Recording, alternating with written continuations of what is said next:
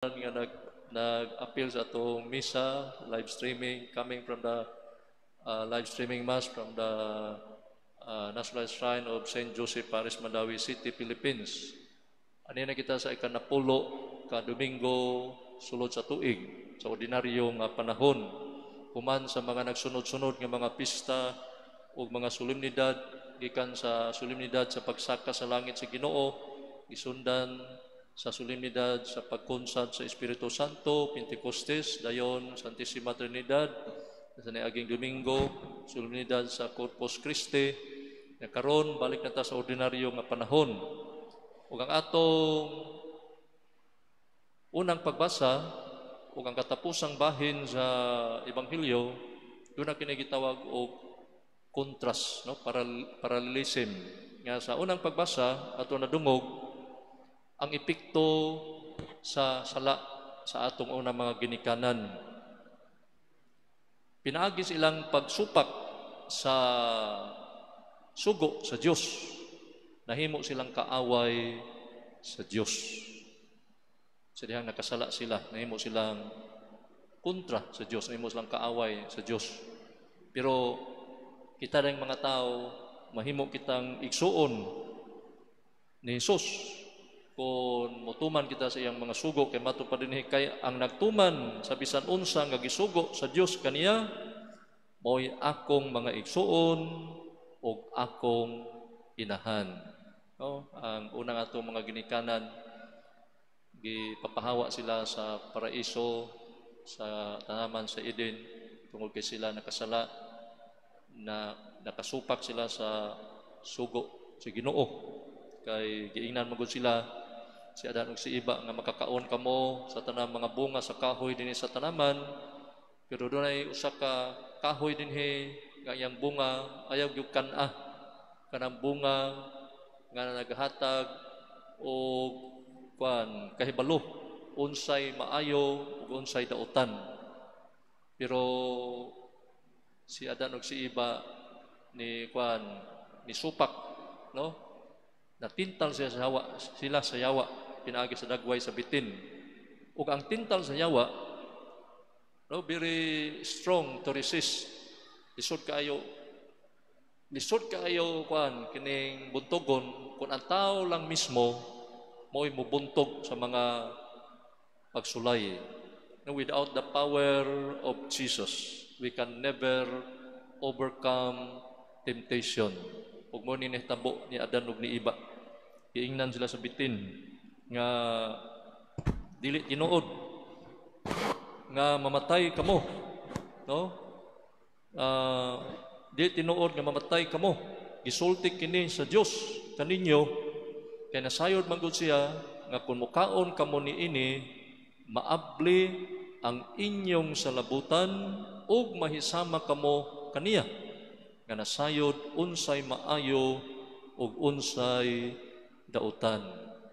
No, the very first temptation is the temptation to be like God.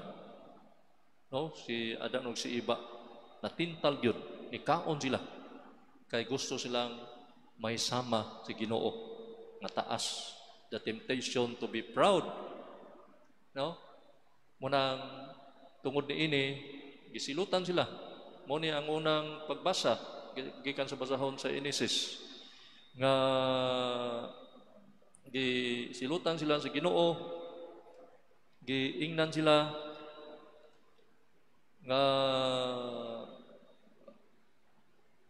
tungod niini, no? Gisilutan sila nga ang bitin sukad karon magkamang ka na si imong tiyan o pagkaon kag abo, o ikaw Iba akong dugangan imong kasakit, no, sa pagpanganak.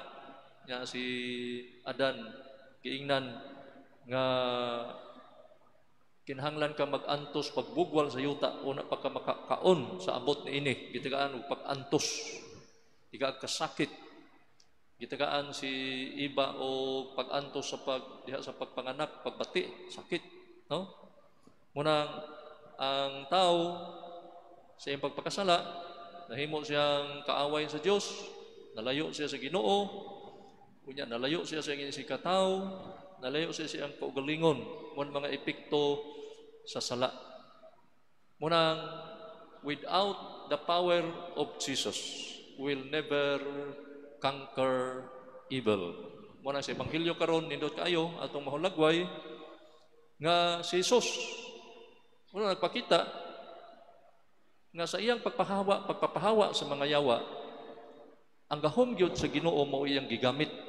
Kay matupas mga Hudiyo, mga eskriba, mga Pariseo nga si Beelzebul ang pangulo sa mga yawa mao'y naghatag kanya gahom sa pagpapahawa sa mga yawa.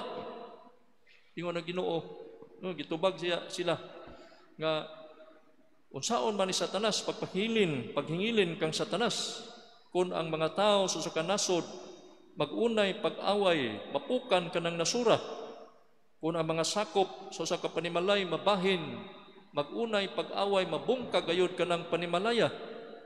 Busa ko ng harian ni Satanas magkabahin-bahin, dili kini mulungtad kundili mapukan og matapos hinuon. No? Pero niingon si Jesus matupan niya sa basahon San Mateo, dili si Satanas kundili ang Espiritu sa Dios ang naghatag kanako gahom sa pagpagulag mga yawa ug nagpailak kini nga nahiabot na kaninyo ang paghari sa Dios. Ato padili day gahom ni Satanas ang gigamit ni Jesus sa pagpapahawa sa mga yawa, kundi gahom sa Dios pinaagi sa Espiritu Santo. Pasabot sa Ginoo ang iyang pag-abot, ang iyang pag-ani sa kalibutan, no, the existence of Jesus is the end of the reign of the devil. Ang pag-abot ni Jesus sa kalibutan mao'y katapusan sa paghari sa mga dautan. Kay with the power of Jesus, with the strength that comes from God, from Jesus, no, we can conquer, we can overcome evil. Muni atong pakpakan si Jesus, no? Kay kita mga tao kuyang dili kita makabuntog sa mga dautan, sa mga yawa. Kay giingon ra ba ni San Pablo ngadto sa Episo, mato pa ni San Pablo ngadto sa taga Episo, no, chapter 6 verse 12, kay wala kita makig-away batok sa mga tao kundi batok sa mga daotang espirituhanong gahom. Espirituhanong gahom diha sa kalangitan, sa mga hari, sa mga naa sa gahom ug sa pangulo ning kalibutana sa kangitngit. No, kitang mga tao dili dita mga kaaway. Ang mga kaaway gyud sa tao mao gyud ang mga panuway, ang mga yawa nga muhulhog sa tao, mutintal sa tao, sa pagdaot sa isikataw, paglimbong sa isikataw, pagpatay sa isikataw. Ang yawa gudi ay mao'y kontra sa tao. Nya kitang mga tao ikumparar sa mga yawa, di mo kita makabuntog. Kay kini mga yawa, mga anghel man ni kaniadto.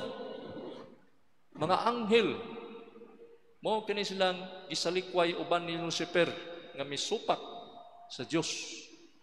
Unya sila naabot ni sa kalibutan na ninguha nga ang mga tao ilang matintal mada sa impierno. Pero niabot naman si Jesus.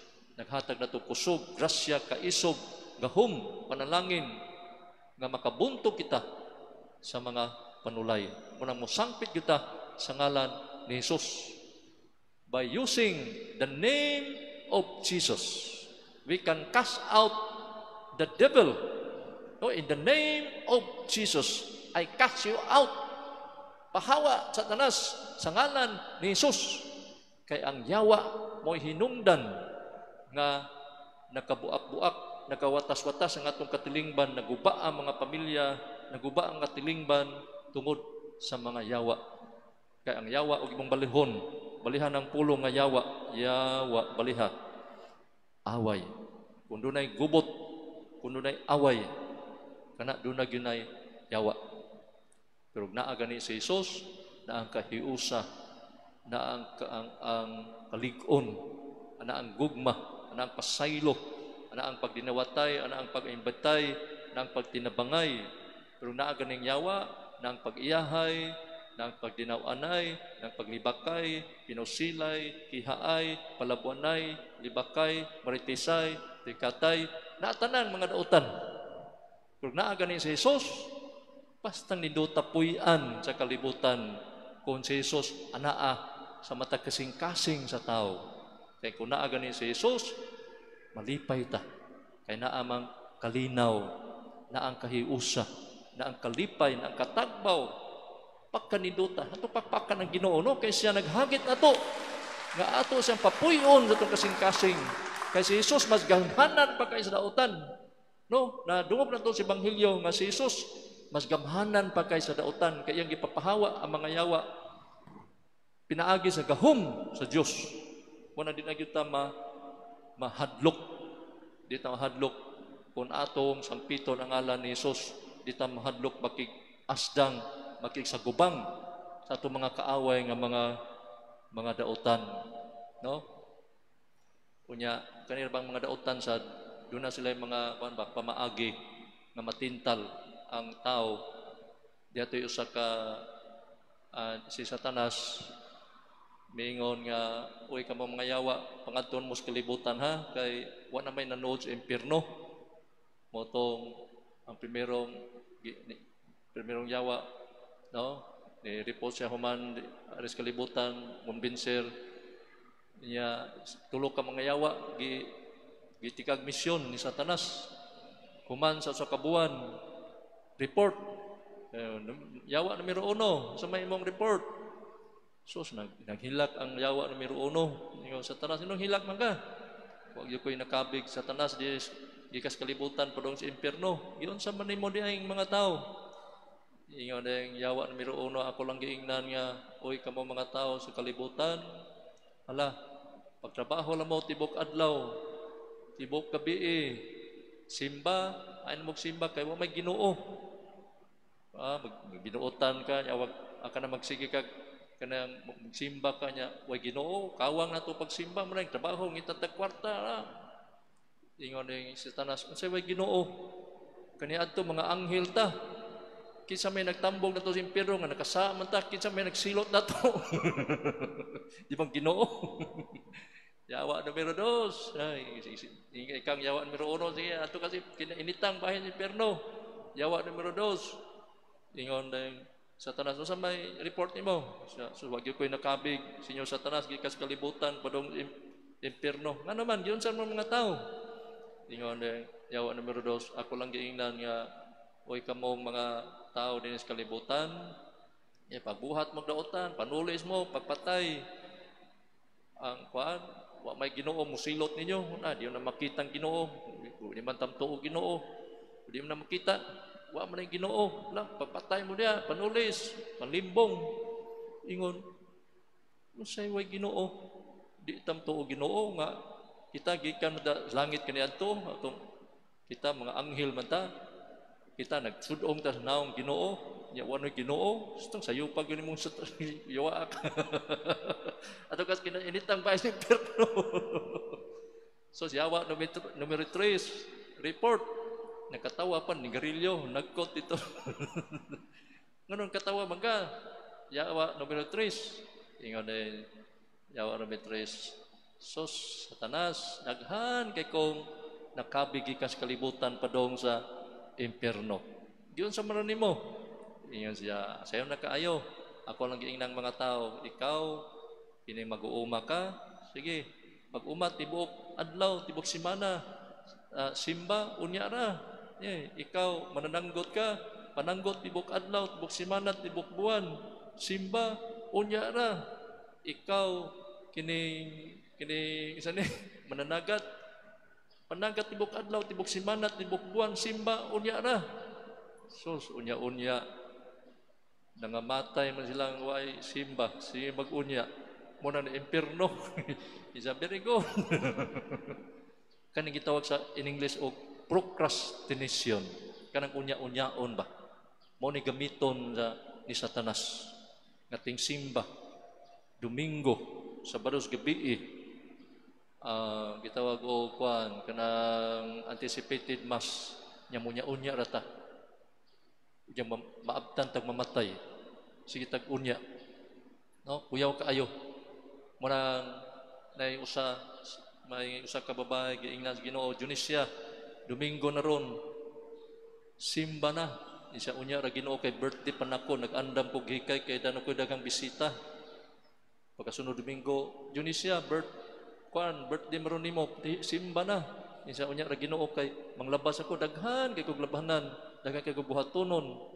So pagkasunod Domingo, Junisya, usaman, simba na kay Domingo na ron. Isa unya ra Ginoo kay so daghanan kog bubuan tanom, daghan kay kog mga pulunganan, daghan kog lipyuhanan. So pagkasunod semana namatay bitan na Junisya. So sa atubang Ginoo linya, ikaw Juan, Elen, langit ka. Ikaw Misyo, langit ka. Ingos Junisya, ako Ginoo. Ingon ang Ginoo unya ra. Kaya dito sa kalibutan niya kung unya-unya ko ni muda. Ingon siya, ari lang ko purgatorio Ginoo, unya ra lagi. Anas langit unya ra. Ingon siya, ari lang ko sa impierno. Ingon Ginoo, hala, larga karon dayon. Mao ni gamiton.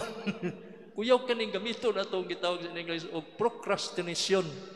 Nga mao ni gigamit sa mga yawa paglingna sa mga tao aron malayo kita sa Ginoo. No? Mga importante kaayo nga sa atong pag sunod sa Ginoo, sa atong pagpakabuhi ning kalibutan, na magidaghang mga pagsulay, daghang mga tentasyon, portiman nga dili ni mapuy-an kining kinabuhia kung kita-kita ra with the help of Jesus. No? Mabuntog na to ang mga pagsulay. Kay kung dunay usa ka butang nga nagtudlo kanato ang kinabuhi, if life teaches us one thing, and that thing is that we cannot live life alone. Kung dunay usa ka butang nga ang kinabuhi nagtudlo kanato, kanang butang mao nga dili nato mapuy-an ang kinabuhi nga kita-kita ra. We need Jesus at our side. We need Jesus in our heart. We need Jesus in our life to make us strong, to make us secure, to defend us, to protect us, and save us from evil. Mao ni ang importante gyud sa atong kinabuhi si Jesus uban ni Maria, Senyor San Jose, mga santos nga makagiya nato ngadto sa gingharian sa Dios. Kay mga dautan kanunay gyud nagtan-aw sa atong kapildihan, no? Kay kini ra bang kalibutana, this world is like a battleground between the good and the bad. Ang kalibutan maoy lugar sa panggubatan, batok, tali sa Dios o sa dautan. Kaya magbinuotan ka din sa kalibutan, kontrahan ka sa dautan. O magdinautan sa ka, kontrahan ka sa maayo. No? Jesus accepts the reality that in life there is always a struggle between the forces of God and the forces of evil. Kung ganahan tang maluwas, musangpit yuta sa ngalan ni Jesus. By calling the name of Jesus, we will be saved.